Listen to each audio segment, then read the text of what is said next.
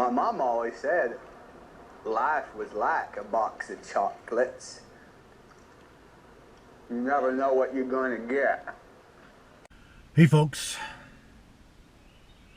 beautiful day today. Still sitting here out in the woods in the shade. Supposed to get up to, I think 84 today, 83, 84. So a warm day for early May. Anyway, have you ever had a dream and that seemed so real,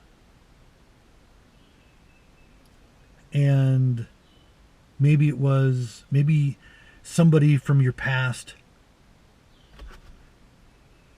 alive or dead, entered that dream and communicated to you? I'll admit that this happens to me all the time. And I'm not sure why. I did have a car accident when I was 16 where I had a impact with a subdural hematoma, which eroded a significant portion of my right frontal lobe. And then my brain had to, of course, rewire around the injury. But, you give up one thing, you gain another, right? Before the accident, I had what's called a didactic memory. I could literally remember and retrieve anything that I was exposed to, but mostly the things that I read. I could just pull it back up. Boom, it was right there. I lost that ability, but after I recovered, I began having dreams of things that would happen, and of people that had passed away.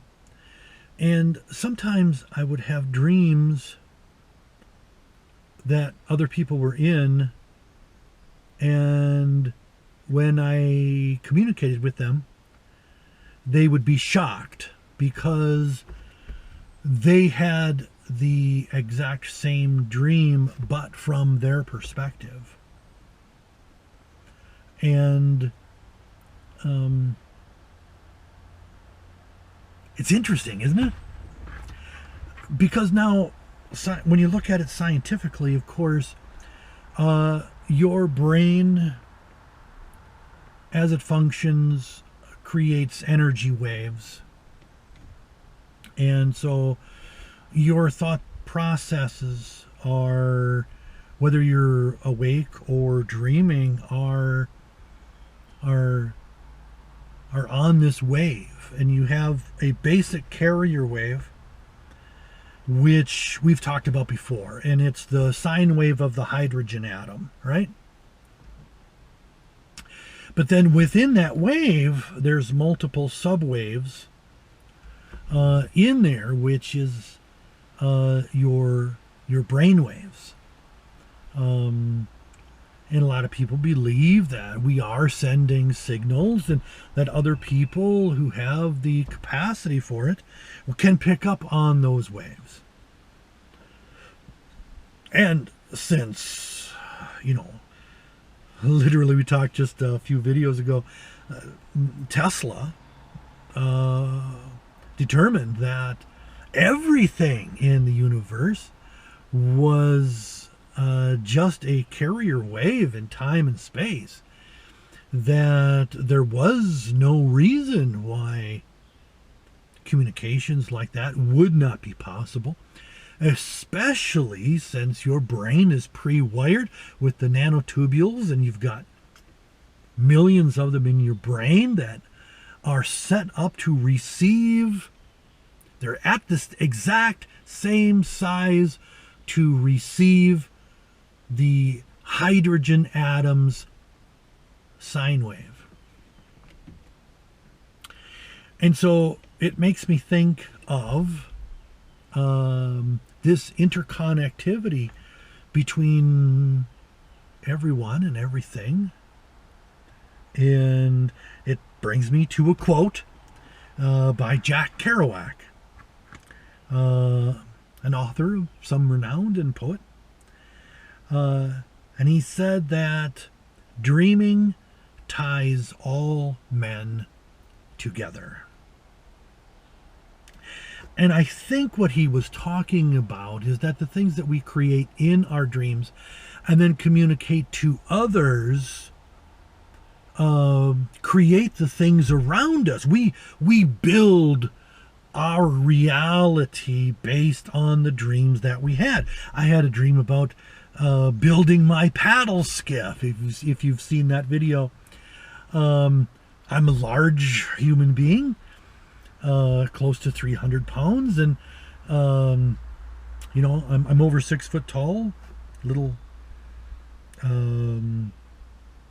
over that, a couple inches over 6 feet, and I'm a large person, and all of these kayaks and everything else are rated for, you know, 200, and maximum I found was 250. Well, I couldn't use one of those, so I had to build my own, and I dreamt about it, I came up with a design, and then I built it.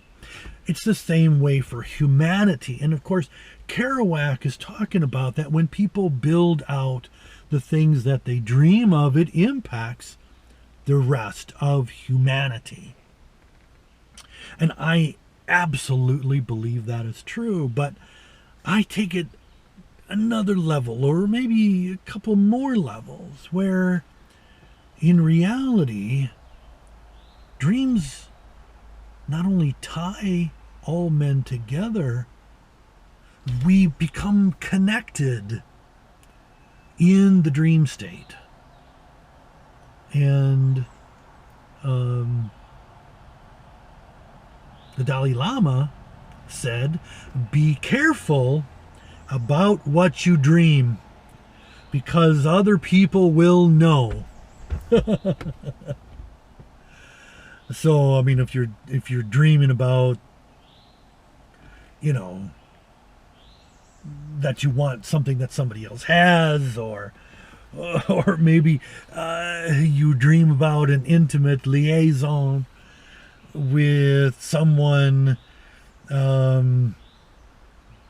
you know, you got to be careful, because what if that person is sensitive enough to pick up on that dream? And women are far more sensitive than men. I mean, do you know, between the two hemispheres of the brain, that women, there's a bee, get out of here.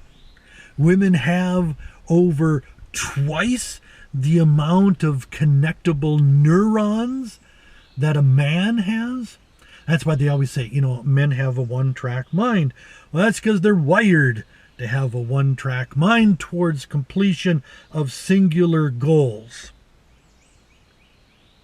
So it's absolutely true, where women are more able to multitask.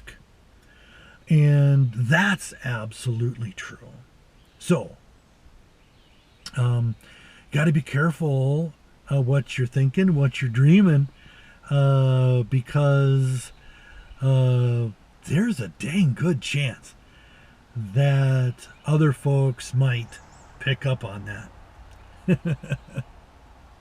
I remember a buddy of mine back in my military days, he was always afraid of having an erotic dream about someone other than his wife, because somehow she knew, and she would lambast him the next day.